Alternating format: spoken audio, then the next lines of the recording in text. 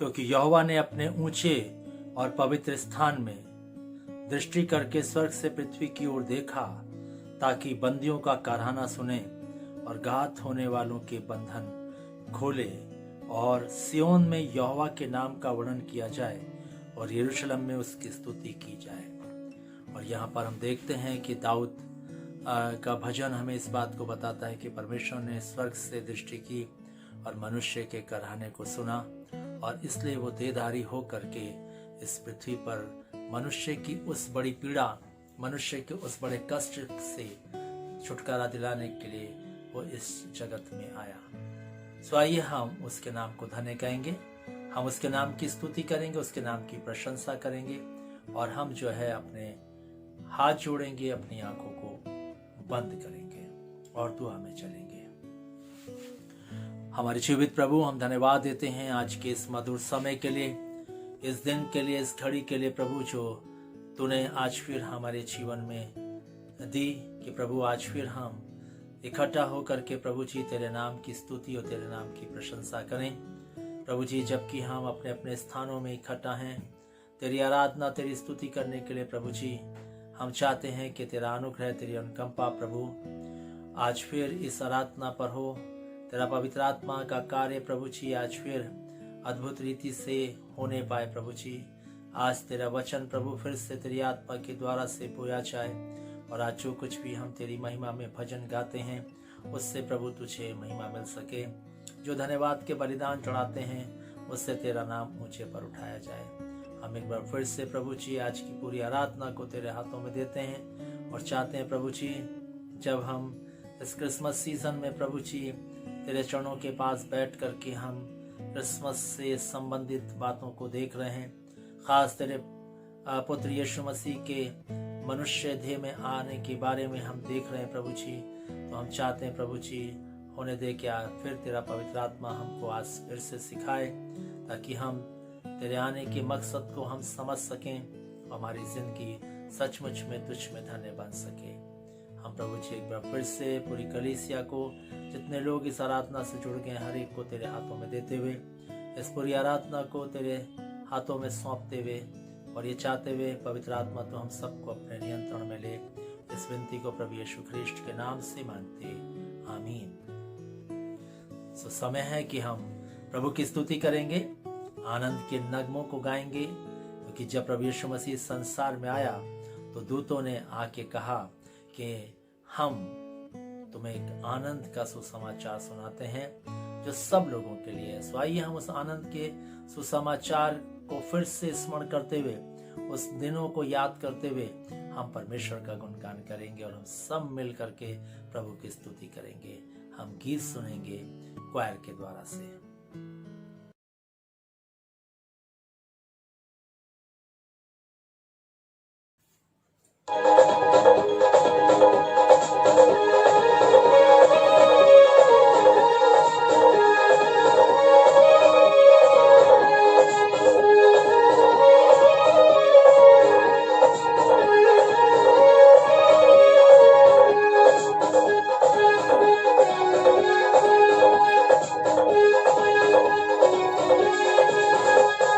चमका सितारा देखो, चमका सितारा देखो, चमका सितारा रे।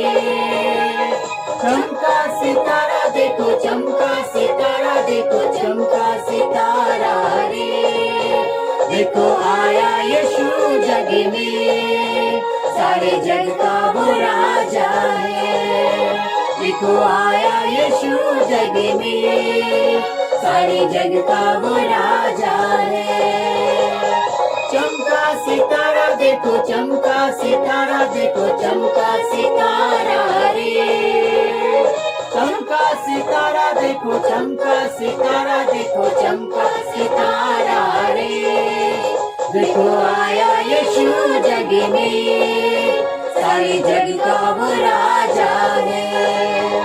देखो आया यीशु जग में, सारे जग का वो राजा है।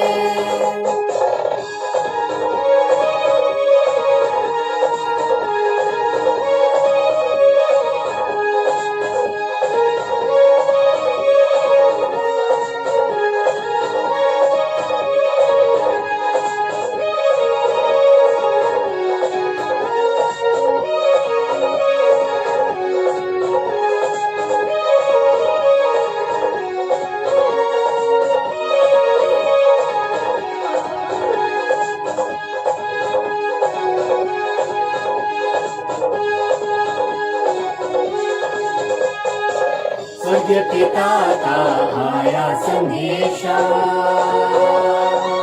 मरियम जनेगी एक ऐसा बेटा। इमनुएल है जिसका नाम, हरदम रहेगा वो तेरे साथ। आया संदेशा देखो, आया संदेशा देखो, आया संदेशा रे। आया संदेशा देखो, आया संदेशा देखो, आया संदेशा रे। देखो आया यीशु जग में, सारे जग का वो राजा है। देखो आया यीशु जग में, सारे जग का वो राजा है।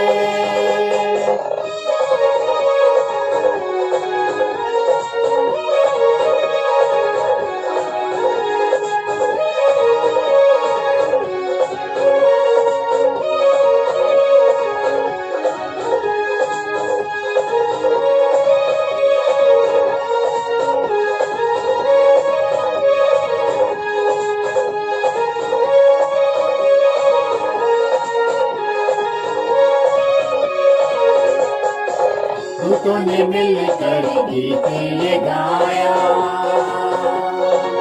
चली में आया हम सबका राजा, सारे लोगों को छुटकारा देता, पापी जीवन से मुक्ति दिलाता। दूतों ने गाया देखो, दूतों ने गाया देखो, दूतों ने गाया रे, दूतों ने गाया देखो, दूतों ने गाया देखो, दूतों ने गाया रे। देखो आया यीशु जग में, सारे जग का वो राजा है।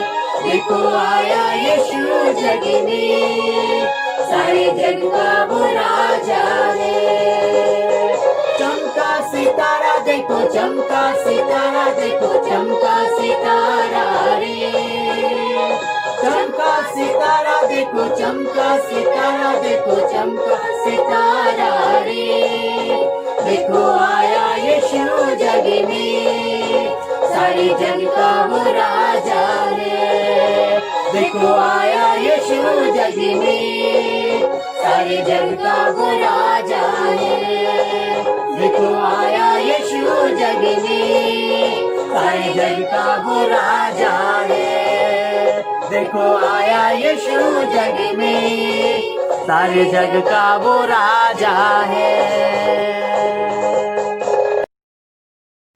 समय है कि हम उत्तरवादी पाठ में चलेंगे और भाई स्केल विलियम जो है उत्तरवादी पाठ को पढ़ने में हमारी मदद करेंगे।